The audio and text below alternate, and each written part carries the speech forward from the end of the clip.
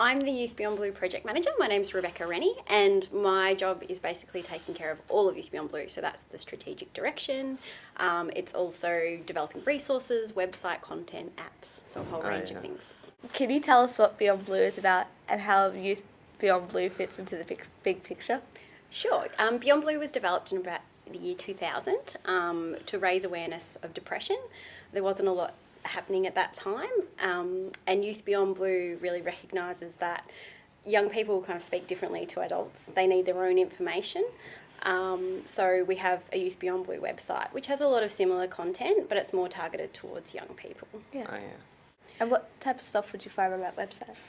The website has a range of information. Obviously, we focus mostly on providing information about depression and anxiety. We also have information about suicide prevention and self-harm, but also a range of issues that impact on young people as well, such as bullying, cyberbullying, body image, alcohol and drugs. Could you provide us with an overview of the services you provide and, the people you assist?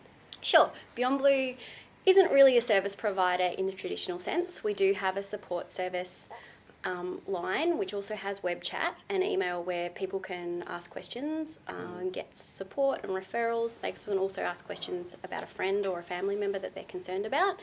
In terms of Youth Beyond Blue, the biggest thing we do really, apart from promote that support line, is also have the website and information so that people can get resources and then know where to go to get help. So we provide a lot of information on what the next steps are and who you can talk to. What are the biggest issues that young people face in regards to their mental health? So I guess there's a range of issues that young people face in relation to their mental health. We know that there's a great survey goes out every year by Mission Australia, and they talk a lot about what issues young people are talking about, and a lot of those are school and study problems and stress and family conflict, and all of these things can impact on your mental health.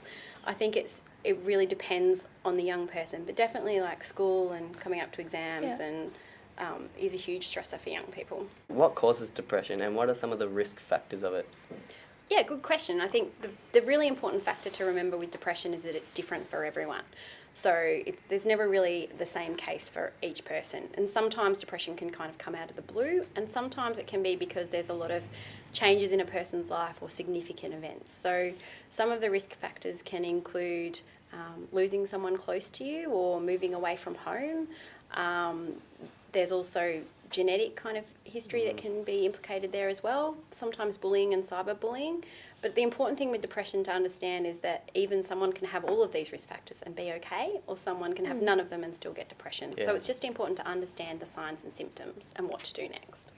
Well, my mum was always telling me about that getting a good night's sleep and eating healthy food is really important to my, mental health.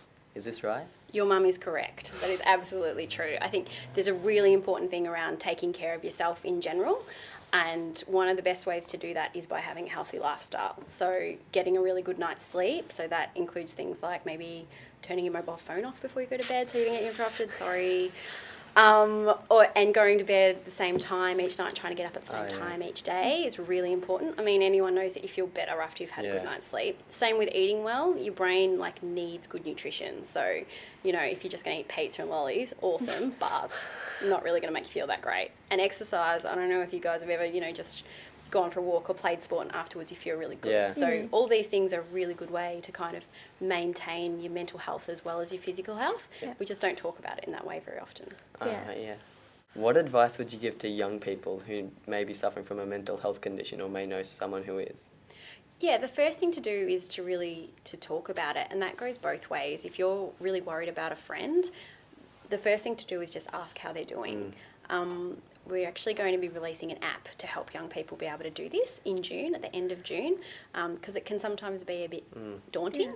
But the biggest thing to do if you think something's not quite right is to talk to someone. And it can be a bit scary, and if you're not quite sure, you could go online to start with, like the Beyond Blue support service, and ask them what to do, or speak to a parent or a teacher or your wellbeing staff at school.